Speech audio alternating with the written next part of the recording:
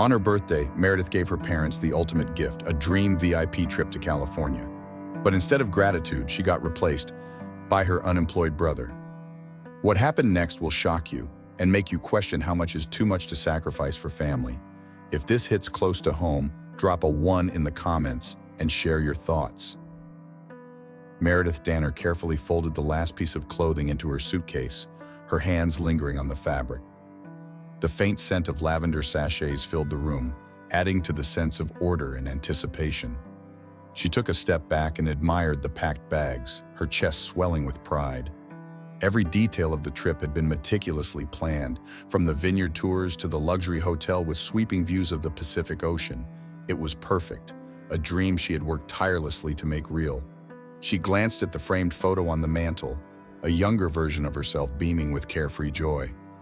35, she murmured, her voice tinged with both nostalgia and determination. It's time for something special. The house buzzed with an energy she hadn't felt in years. The aroma of roast chicken wafted from the oven, mingling with the scent of freshly baked apple pie cooling on the counter. It was her mother's favorite, and Meredith had prepared it as the finishing touch for what she hoped would be an unforgettable evening. As the clock ticked closer to dinner time, Meredith allowed herself to imagine the scene. She pictured her mother's delighted gasp, her father's quiet nod of approval, and maybe, just maybe, a rare moment of shared joy as a family. It was her ultimate gift, a way of saying, I see you, I appreciate you, I love you. The sound of the front door creaking open snapped her from her reverie. Meredith smoothed her blouse, a nervous flutter in her chest. Meredith, everything smells amazing, Janet exclaimed as she entered the dining room, her face lighting up at the sight of the spread. Richard followed close behind, offering a warm smile, and then came Spencer, his casual smirk an unwelcome addition to the scene. Meredith's excitement faltered for a brief moment, but she quickly masked it with a polite greeting. Dinner began with the usual pleasantries. Richard recounted a story from his youth, and Spencer chimed in with his easy humor, drawing laughter from Janet. Meredith waited patiently, her heart pounding as she rehearsed her announcement in her mind. When the moment felt right, she cleared her throat, lifting her glass of water. "Mom, Dad," she began, her voice steady but brimming with anticipation. "This year, I wanted to do something special for my birthday. Instead of a gift for me, I planned one for you both." Janet's eyes lit up. "Meredith, that's so thoughtful. What is it?" Meredith set down her glass and smiled. "A VIP getaway to California. Everything's booked, flights, hotels, vineyard tours. It's all ready for us." For a brief, shimmering moment, the room was filled with stunned silence. Then Janet clapped her hands together, her delight unmistakable. "California? Oh, Meredith, that's incredible." Richard nodded, his tone filled with appreciation. "You've really outdone yourself, sweetheart." Meredith basked in their approval, the warmth in her chest growing. But just as she began to revel in the moment, Janet's expression shifted, a flicker of hesitation crossing her face.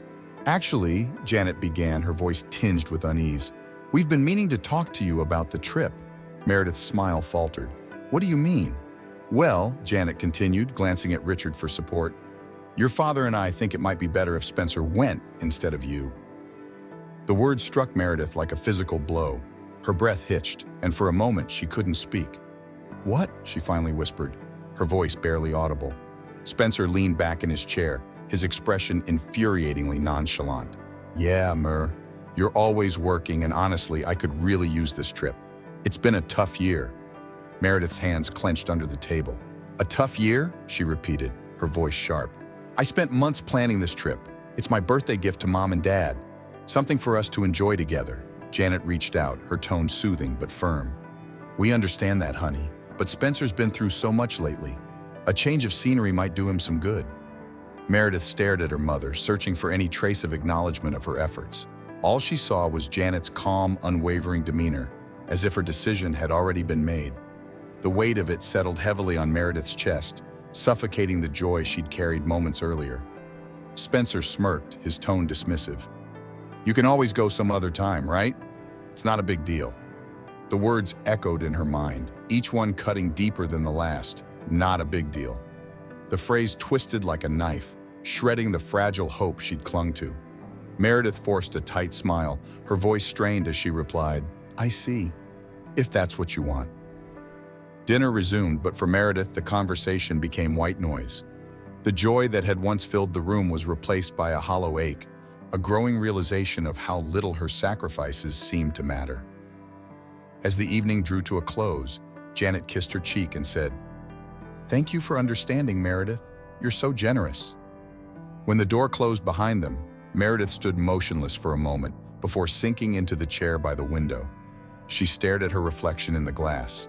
The woman looking back at her seemed distant, worn, and defeated. The clock ticked softly in the background, a painful reminder of how the day had unraveled. Her thoughts drifted to the countless sacrifices she'd made over the years, the vacations she'd skipped, the late nights spent helping Spencer, the endless ways she'd put her family first. And now, this. For the first time, Meredith let herself ask the question she'd been too afraid to confront. Did they ever truly value me, or did they simply expect me to always be there? As the night deepened, Meredith made a quiet resolution. Tomorrow, she would demand answers. Meredith parked her car outside her parents' modest two-story house, the peeling white siding a stark reminder of how little had changed over the years. The overgrown azaleas lining the front porch swayed gently in the morning breeze, their petals scattering across the cracked walkway. She gripped the steering wheel tightly, her palms damp, as if bracing for a storm she knew was coming. The words from the previous evening rang in her ears. "You can always go some other time, right? It's not a big deal." Meredith replayed the scene over and over, each repetition cutting deeper. She had spent years swallowing her frustration, convincing herself that her sacrifices were worth it because they held her family together. But this time was different. This time she couldn't just let it go. Drawing a steadying breath, she stepped out of the car. The familiar creak of the porch steps greeted her as she approached the door. Her childhood home looked the same as it always had, cozy but cluttered, a mix of comfort and chaos that mirrored the family dynamics within. Inside, the faint scent of lavender hung in the air, a relic of her mother's cleaning routine. "Meredith, you're early," Janet called out from the kitchen, her voice cheerful but tinged with surprise. Moments later, she appeared, wiping her hands on a floral apron. "Come in, sweetheart. Coffee?" Meredith shook her head, her voice tight. "No thanks." She glanced around the room as her father, Richard, emerged from the hallway, adjusting his glasses. "Morning, Mer," he said cautiously, his smile tentative. "Everything okay?" Meredith didn't respond right away. Instead, she sat on the worn plaid sofa, her hands clasped tightly in her lap. Janet followed, perching on the armchair nearby, while Richard settled into his usual spot by the window. "I need to talk to you both," Meredith began, forcing her voice to remain steady. "About the trip, about why you think Spencer deserves to go more than I do." Janet exchanged a quick glance with Richard before leaning forward. "Sweetheart, it's not about deserving. Spencer just needs this more than you do right now." Meredith's jaw tightened. "Why? Why does he always need more? More attention, more help, more everything?" Janet sighed, her tone soft but firm. "You know how hard things have been for him since he lost his job. He's been so stressed, Meredith. A trip like this might help him reset." Meredith let out a hollow laugh, her frustration bubbling to the surface. "Stressed? Mom, I've been working non-stop for years, saving every spare penny to make this trip happen. Do you have any idea what that feels like?" Before Janet could respond, Spencer strolled into the room, a steaming mug of coffee in hand. He leaned casually against the doorway, his grin as relaxed as ever. "Oh, hey," he said, plopping onto the recliner across from Meredith. "What's all this about?" Meredith's gaze sharpened, her voice cutting like ice. "I'm trying to understand why you think it's okay to take my place on a trip I planned and paid for." Spencer shrugged, his tone dismissive. "You're doing fine, Mer. You've got a steady job, a house, your life together. Why does it matter if I go instead?" Meredith's grip on her knees tightened. "Because it was my gift, my time, my money. Everything about this trip was supposed to be for Mom and Dad. For us." Spencer leaned back, his expression unbothered. "It's just a trip. You can always go some other time." His words hit like a slap, each syllable stirring memories Meredith had long tried to bury. She thought of the elementary school talent show she'd practiced for weeks, only to find her parents too preoccupied with Spencer's tantrum to attend. She remembered her high school graduation, the applause muffled by Janet whispering to Richard about Spencer's upcoming move. The college acceptance letter she never got to celebrate because Spencer had been in trouble with the law, and her parents' energy had gone entirely to resolving his mess. Every milestone, every hard-earned victory, overshadowed by her brother's needs. "Meredith?" Janet's voice broke through her thoughts, hesitant but unyielding. "I know this is hard for you to understand, but Spencer's been through so much. You've always been the strong one. We thought you'd be okay with this." Meredith's pulse quickened, her frustration spilling over. "That's the problem, Mom. You've always assumed I'd be okay. You've leaned on me, ignored me, and expected me to just deal with it." Richard shifted uncomfortably in his chair. It's not like that." "Isn't it?" Meredith snapped, her voice trembling with years of pent-up anger. "You've let him coast through life while I've had to work twice as hard for half the recognition. And now you're asking me to just hand over the one thing I planned for myself?" The room fell silent, the weight of her words pressing down on them like a suffocating fog. Janet fidgeted with the hem of her apron, her face a mix of guilt and defensiveness. Spencer, for once, seemed at a loss for words, his smirk replaced by an uneasy frown. Finally, Meredith exhaled, her shoulders sagging. "I'll drive you to the airport tomorrow," she said quietly. "But after that, I need to think about where I stand in this family." Without waiting for a response, she stood and walked to the door. The familiar creak of the porch steps echoed behind her as she descended, the morning breeze cool against her flushed skin. As she drove home, her hands gripped the steering wheel so tightly, her knuckles turned white. The sun dipped lower on the horizon, casting long shadows across the quiet streets of her neighborhood.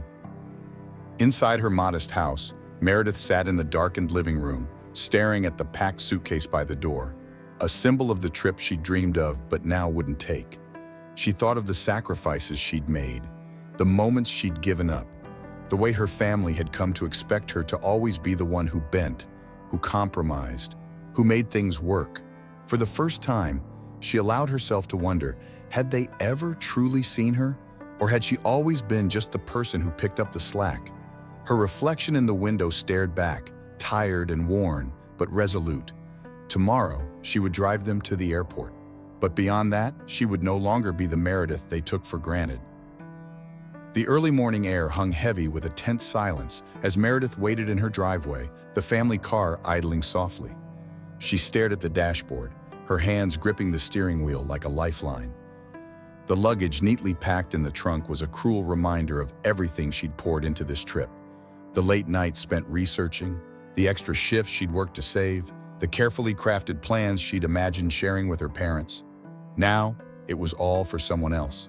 Spencer strolled out first, his signature smirk in place, carrying a single duffel bag slung lazily over his shoulder.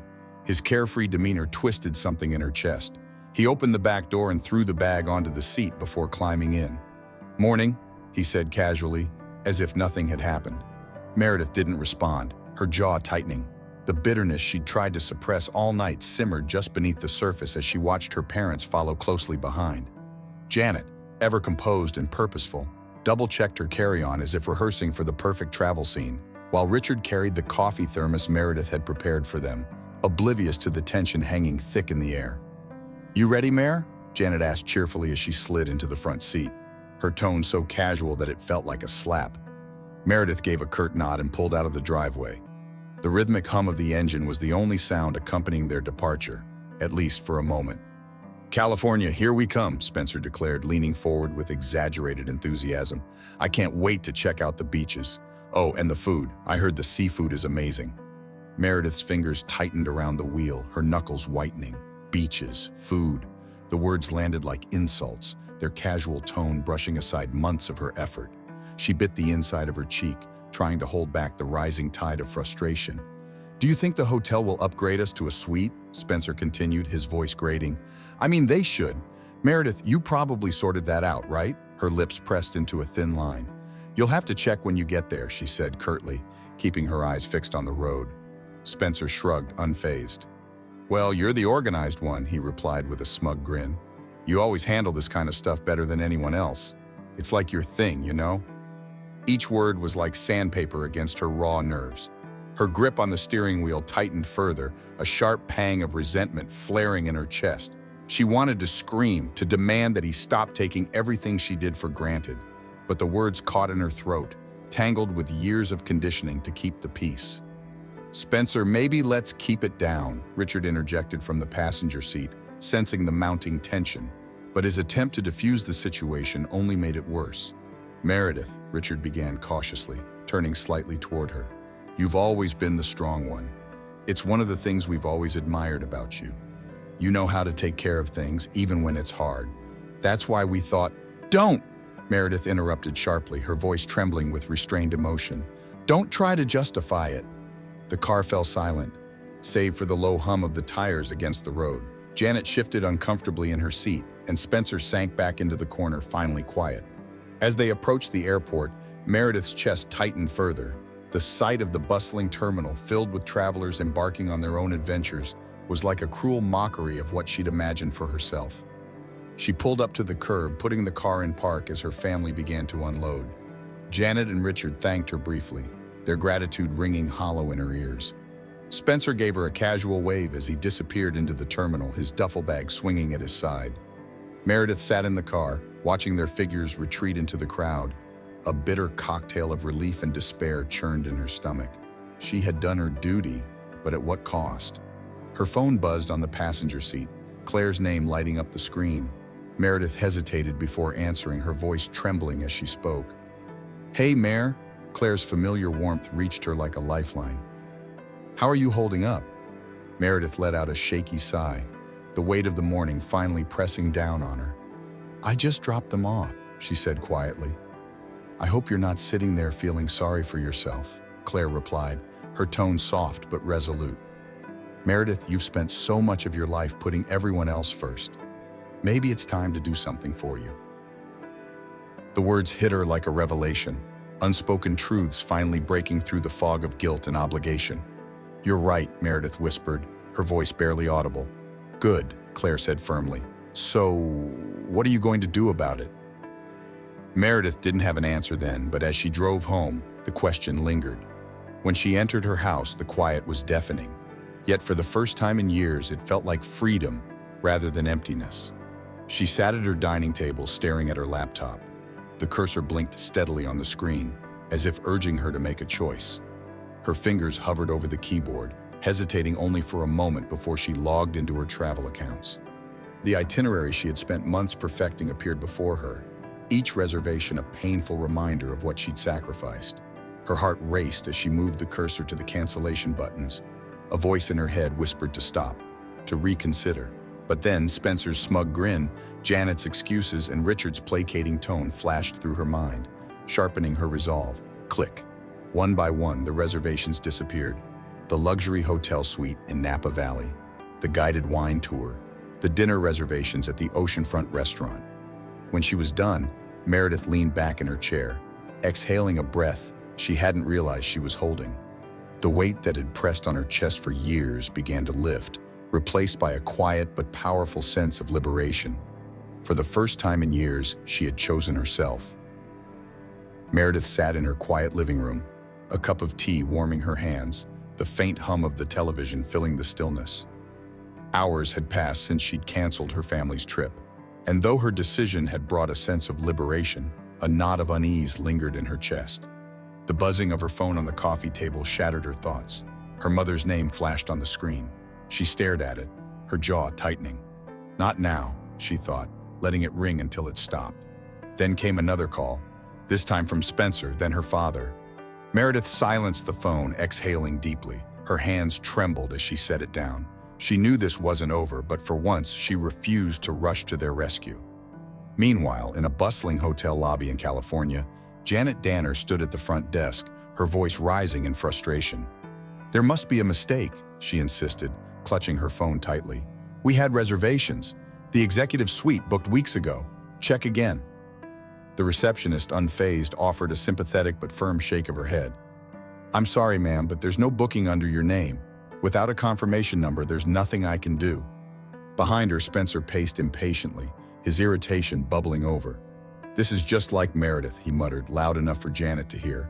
"Always trying to control everything. Bet she canceled it just to spite us." "Spencer!" Janet snapped, though her voice faltered. A cold realization settled over her, and her stomach churned with a mix of guilt and anger.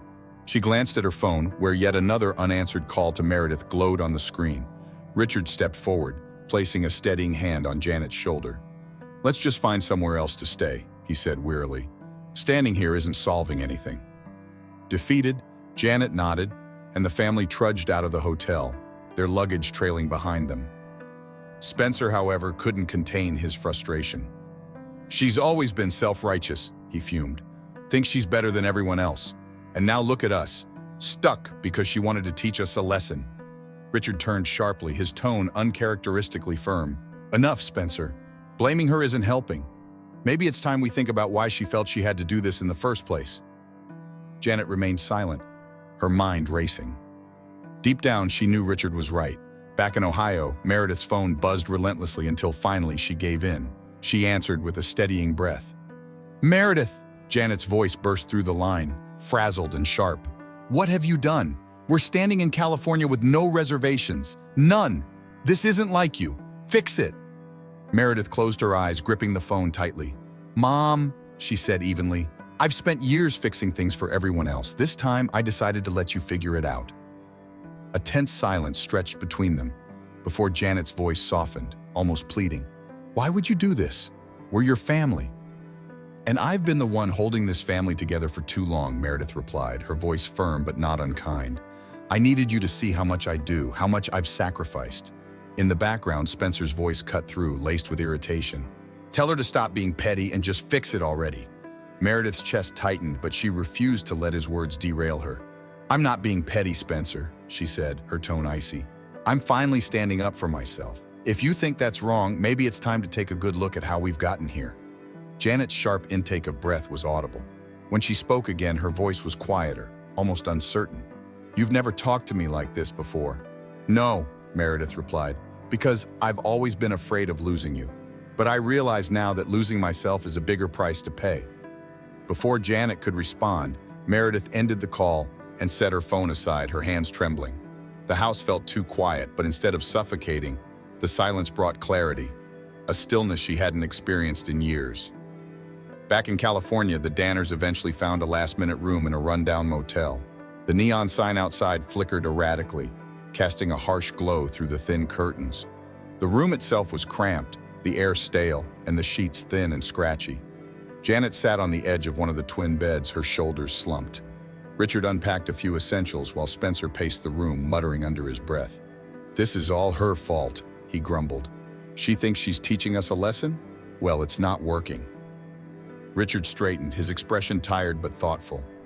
"You know, Spencer," he began, "maybe she is teaching us something. Have you ever thought about how much she's done for this family, for you?" Spencer froze, his brows furrowing. "What are you talking about?" "She's been the glue," Richard said simply. "Every holiday, every crisis, every little thing we've needed, Meredith has been the one holding it all together." Janet looked up, her face pale. "But we didn't ask her to cancel everything," she whispered. "No, we didn't," Richard agreed. "But we've asked her for too much for too long. And now she's asking for space. Maybe it's time we give it to her." Janet's eyes filled with tears, but she didn't argue. Deep down, she knew he was right. Spencer threw himself onto the other bed with a huff, but he didn't speak again. His mind churned, though he wasn't ready to admit the uncomfortable truths bubbling to the surface. As the motel room fell into an uneasy quiet, Janet clutched her phone tightly. For the first time in years, she began to see her daughter not as the strong, capable one who could handle anything, but as someone who had quietly endured too much. The cramped room of the budget motel was a stark reminder of how far they had fallen from the lush Californian getaway Meredith had so carefully planned. The flickering fluorescent light cast jittery shadows on the stained carpet, amplifying the tension that hung heavy in the air. Janet sat stiffly on the edge of the worn bed, her phone clutched tightly as if willing it to provide a solution. Beside her, Richard leaned against the small dresser, his posture slumped under the invisible weight of the situation. Spencer paced the room, his irritation bubbling over. "This is ridiculous!" Spencer exploded, throwing his arms up in frustration. "We could have been lounging in a five-star suite right now if Meredith hadn't decided to pull her little stunt." Janet flinched, her hands trembling as she dialed yet another hotel, her voice growing sharper with each rejection. "I understand there are no rooms, but we had a reservation. There must be something you can do," she pleaded into the phone. only to be met with the same response. Her composure cracked as she hung up and buried her face in her hands. "This isn't about the hotel anymore," Richard said quietly, his voice breaking the heavy silence. He lifted his gaze, the weariness in his eyes meeting Janet's. "We need to think about why she did it." Spencer stopped pacing and turned to face his father, his arms crossed defiantly. "Oh, come on, don't start blaming us now," he snapped. "Meredith's always been so self-righteous, acting like she's better than everyone else, and now look where that's gotten us. Stuck in this dump." "Spencer, enough!" Janet's voice cut through the room, sharper than intended. She rubbed her temples, her usually composed demeanor slipping. "This isn't helping." For a moment, the room fell silent, save for the faint hum of the ancient air conditioner. Then Richard spoke again, his tone firmer than before. "Maybe it's time we stop pretending that everything's Meredith's fault. She's been carrying this family on her back for years, and we've let her." Spencer's expression hardened. "I've had a rough time, okay? She's fine. She's always fine." "Is she?" Janet's voice wavered as tears welled in her eyes. "Maybe she hasn't been fine for a long time. Maybe we've just ignored it because it was easier for us to lean on her." Spencer's defiance faltered, and he dropped into the room's only chair. His bravado was replaced by a flicker of doubt, though he didn't dare voice it. Janet pressed a hand to her chest, her breath shallow. "She canceled everything we took for granted, Richard. Maybe it's because we took her for granted." Richard stepped toward her, placing a steadying hand on her shoulder. "She's been sacrificing for us for years, Janet, and we've repaid her by asking for more." The following morning, the family gathered in the motel's drab lobby, its stale coffee and peeling wallpaper a reflection of their frayed dynamic. Janet clutched a makeshift itinerary she'd pieced together, her exhaustion evident in the lines around her eyes. Every activity she'd managed to salvage was a compromise, a hollow imitation of the luxurious experiences they'd expected. As they sat down to a hurried breakfast in a cramped diner, the tension boiled over again. Spencer, still brooding, stabbed his fork into his pancakes. "You know, if Meredith had just—" "Enough!" Richard interrupted sharply, slamming his hand on the table. The sudden outburst silenced the room, and even Spencer recoiled slightly. "This isn't about Meredith anymore. It's about us, right here, right now. We need to stop pointing fingers and figure out how to move forward." Janet's eyes widened at her husband's uncharacteristic tone. She stirred her coffee absently, her hands shaking. "Richard's right," she said softly. "We can't undo what's happened, but maybe it's time we take a hard look at how we've treated her." Spencer rolled his eyes but didn't respond, shoving a mouthful of pancakes into his mouth instead. The rest of the meal passed in strained silence, the unspoken truths hanging heavily between them. That evening, as the sun dipped below the horizon, casting the motel parking lot in warm golden light, Janet and Richard sat side by side on a weathered bench. The faint scent of the ocean drifted on the cool breeze, but neither seemed to notice. "Richard," Janet began hesitantly, her voice barely audible over the distant hum of traffic. Have we been fair to Meredith?" Richard sighed deeply, his gaze fixed on the horizon. "No," he admitted, "we haven't. We've leaned on her too much, expected her to be the strong one, the reliable one. And Spencer," he trailed off, shaking his head, "we've let him take advantage of her generosity." Janet pressed her lips together, tears slipping down her cheeks. "She's done so much for us, for all of us. And what have we given her in return? More burdens, more expectations. No wonder she finally snapped." Richard reached for her hand, his grip firm yet comforting. "It's not too late to make things right," he said, his voice steady. "We need to show her that we see her, that we appreciate her, not just with words, but with actions." Janet nodded, wiping her tears. "She deserves so much better from us." Inside the motel room, Spencer sat on the edge of the bed, his usual bravado replaced by an unfamiliar quiet. Through the thin walls, he'd overheard his parents' conversation, their words replayed in his mind, chipping away at the anger he'd been clinging to. For the first time, guilt began to take root, though he wasn't ready to fully confront it. The rest of the trip passed in a haze of awkward silences and forced smiles. Each mishap, a misplaced wallet, a missed tour, was a reminder of how much they had relied on Meredith's careful planning. Yet amidst the chaos, there were subtle moments of reflection. Janet found herself recalling all the ways Meredith had quietly taken care of everyone, from ironing Spencer's shirts before job interviews to planning Richard's doctor's appointments. Richard, too, replayed memories of her sacrifices, each one a testament to the weight she had carried for the family. By the time they packed their bags to leave, they hadn't repaired the fractured relationship with Meredith, but they were no longer in denial about their role in breaking it. As Janet folded her clothes into her suitcase, she turned to Richard, her voice filled with quiet determination. "When we get back home," she said, "we need to talk to her. Really talk to her. And this time, we need to listen." Richard nodded, his expression heavy with regret. "It's the least we can do." Spencer said nothing, his gaze fixed on the floor, but for the first time, a spark of self-awareness flickered in his expression. The weight of his actions was impossible to ignore, and though he wasn't sure where to start, he felt the faint stirrings of a desire to change. The early morning light seeped through the curtains of Meredith's cozy Ohio home, painting the room in soft golden hues. For the first time in years, there was no list of chores, no pressing obligations, and no one waiting on her. The stillness felt unfamiliar, yet profoundly liberating. She sat by the bay window with a steaming cup of coffee, her fingers tracing the rim of the mug as she gazed out at the quiet street. The absence of urgency left space for something new, a quiet, tentative joy. Meredith allowed herself to savor the moment, to feel the warmth of the sun on her face and the comforting weight of the coffee in her hands. She reached for the notebook Claire had given her, flipping through its untouched pages until she stopped at the first one and wrote, "Things I've put off too long." Her pen lingered on the page, the words both thrilling and intimidating. She began to write, her list growing with each memory of a dream deferred. Photography lessons, baking a soufflé, traveling to California, not for someone else but for herself. With each new entry, her chest felt lighter, as though she were reclaiming pieces of herself long buried under years of obligation. Later that morning, the doorbell rang, interrupting her thoughts. It was Claire holding 2 paper cups of coffee and smiling brightly. "Figured you could use a second cup," she said, stepping inside. Meredith laughed softly, closing the notebook as Claire's curious gaze fell on it. "What's this?" Claire asked, her tone teasing yet warm. Meredith hesitated for only a moment before answering. "A new beginning," she said with a small smile. Claire raised her cup in a toast. "About time," she said.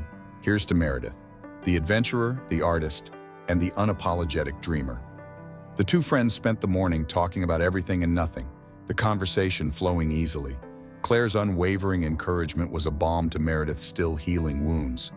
"You've spent years giving everything to everyone else," Claire said, her voice gentle but firm. "It's about time you give something to yourself." That afternoon, Meredith decided to take the first step on her list.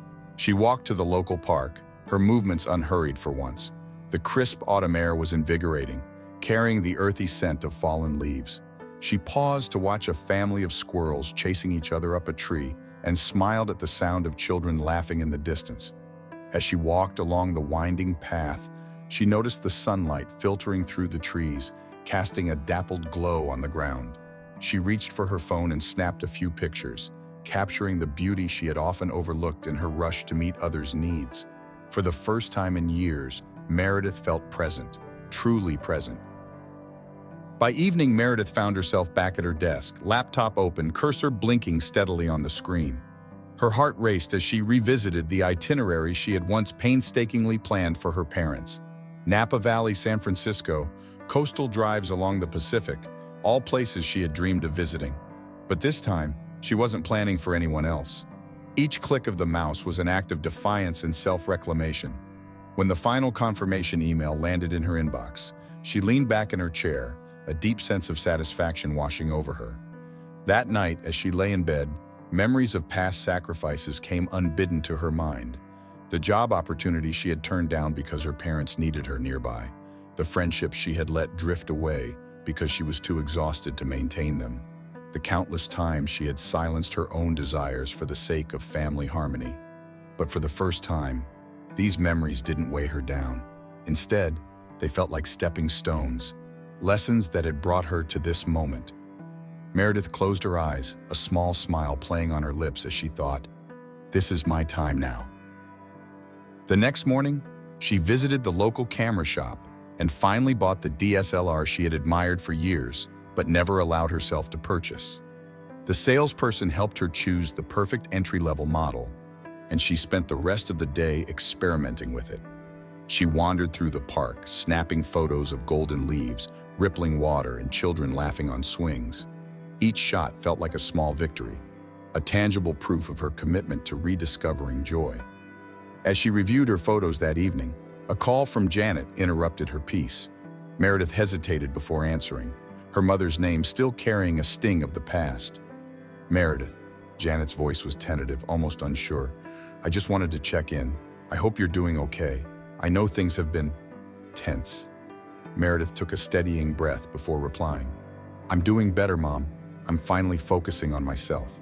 There was a pause, and when Janet spoke again, her tone was softer. "That's good. You deserve it."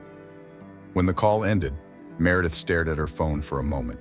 There was no anger, no guilt, only a quiet detachment from the old dynamics that had once defined her relationship with her family. For the first time, Meredith felt as though her story belonged to her. The days leading up to her solo trip were filled with anticipation. Meredith carried the excitement with her everywhere she went, the thought of standing on the edge of the Pacific or wandering through Napa Valley vineyards, sparking a quiet joy. Each step she took felt like a declaration: "I am here, and I matter." One evening, as she sat by her window with her notebook in hand, she added a new line to her list: "Learn to live without apology." She underlined the words, her pen pressing firmly into the paper. Smiling, she closed the notebook and gazed out at the night sky, the stars above a reflection of the infinite possibilities ahead. For the first time in years, Meredith felt whole. The soft knock on Meredith's door was hesitant, almost uncertain. She sat at her kitchen table, staring at the steam curling up from her tea, the quiet of the past few days wrapping around her like a fragile cocoon. The absence of frantic calls and accusatory texts had been unsettling in its own way, but also liberating. Still, the knock stirred a familiar unease in her chest. Setting her tea down, she stood, taking a moment to steady herself before opening the door. Janet and Richard stood awkwardly on the porch, an apologetic weight in their postures. Richard held a lopsided homemade pie in his hands, the aroma of cinnamon and apple wafting faintly between them. Janet's hands were clasped tightly, her nervous smile faltering as she met Meredith's guarded gaze. Behind them, Spencer hovered with an uncharacteristic sheepishness, his eyes darting between the floor and the door frame. "Hi, sweetie," Janet said softly, her voice almost too careful. We wanted to talk." Meredith hesitated, her fingers gripping the edge of the door. The sight of her family, humbled and hesitant, was as foreign as it was disarming. After a long pause, she stepped aside to let them in, her movements deliberate and measured. The air inside felt heavier with their presence. They shuffled into the living room, Richard placing the pie carefully on the coffee table as Janet perched on the edge of the couch. Spencer lingered by the doorway, his usual air of confidence conspicuously absent. Meredith remained standing, crossing her arms protectively over her chest. "I wasn't expecting company," she said, her tone neutral, but edged with caution. Richard cleared his throat, his eyes flicking to Janet as if for permission to speak. "We brought pie," he offered, holding it up slightly, though his voice carried the weight of an unspoken apology. Janet took a shaky breath and leaned forward, her hands trembling slightly. "Meredith," she began, her voice faltering, "we owe you an apology. A real one." Meredith's gaze moved between them, finally settling on Spencer, who avoided her eyes entirely. "I'm listening," she said coolly. Janet glanced at Richard for reassurance, and when he nodded, she turned back to Meredith. "We've had time to think, to really think," she said, her voice breaking slightly. "And we realize how much we've leaned on you, how much we've expected from you, without ever stopping to ask if it was fair." She paused, wringing her hands together. "You've always been the strong one, Meredith. The reliable one. We told ourselves you were fine because we needed you to be fine. And that wasn't right." Richard spoke next, his voice low and deliberate. "It wasn't just the trip. It's been years of this. Years of taking your kindness, your sacrifices for granted. We were wrong, Meredith. We should have seen how much you've given up for us." Meredith's arms tightened across her chest. Their words struck something deep, but they couldn't erase years of feeling invisible. "And Spencer?" she asked, her eyes narrowing as she turned to him. "What do you have to say?" Spencer shifted uncomfortably, his face reddening. "Look," he started, his voice quieter than usual. "I've been a jerk, I know that. I've taken advantage of how much you do for everyone. For me, and it wasn't fair." He hesitated, his gaze flicking up to meet hers for a brief moment before darting away again. I don't expect you to forgive me right away, but I need to do better. I can't keep relying on you or Mom and Dad to clean up my messes." Meredith studied him, searching for insincerity but finding none. His words, though awkward, carried a weight she hadn't heard from him before. "Boundaries," she said finally, her voice firm but not unkind. "That's what I need. From all of you. I can't keep sacrificing my happiness for everyone else." Janet nodded quickly, tears spilling down her cheeks. "Absolutely, Meredith. Whatever you need. We want to support you the way we should have been all along." For the first time in years, Meredith saw something different in her mother's eyes.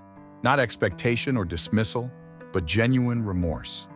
It softened something in her, though she kept her guard up. Richard reached out, his tone filled with sincerity. "We're proud of you, Meredith, for standing up for yourself, and we're going to do better. As parents, as a family." The weight of their words pressed against her chest, the pain of years past mingling with a tentative hope. "We thought," Janet added, her voice shaky, "maybe we could have dinner together soon, to celebrate your upcoming trip, just a small gathering, on your terms." Meredith hesitated, the offer hanging in the air. "I'll think about it," she said finally, her voice cautious. As the tension in the room began to ease, Richard placed the pie on the table. "It's apple," he said with a small smile, "your favorite. Thought it might be a good peace offering." Meredith allowed the faintest smile to break through. "Thanks, Dad." Spencer finally stepped forward, his expression earnest. "I'm sorry, Meredith, I mean it." She nodded, not ready to fully forgive, but willing to acknowledge his effort.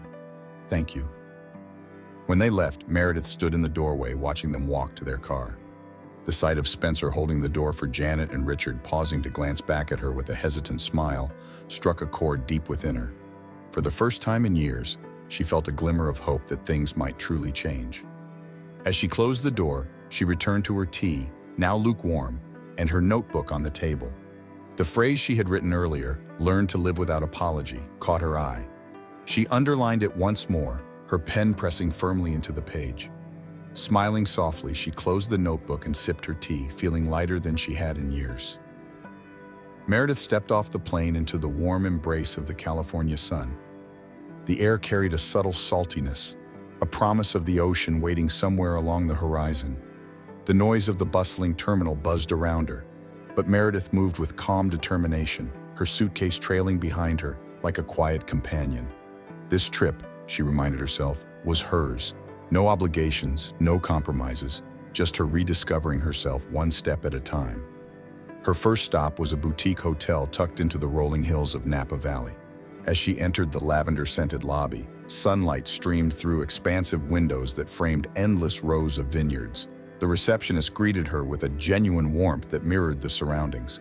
When Meredith reached her room, a cozy suite with a private balcony overlooking the lush vineyards, she paused. The view, bathed in golden hues of the late afternoon sun, felt like a painting brought to life. Standing by the window, she let out a deep exhale, her shoulders relaxing for the first time in what felt like years. For once, her days weren't dictated by itineraries crafted to suit others. Instead, Meredith allowed herself to wander, to explore without a plan. She strolled through vineyards, her shoes crunching against gravel paths as winemakers greeted her with stories of their craft. She sipped wine under a canopy of oak trees, letting the rich flavors linger on her tongue without distraction.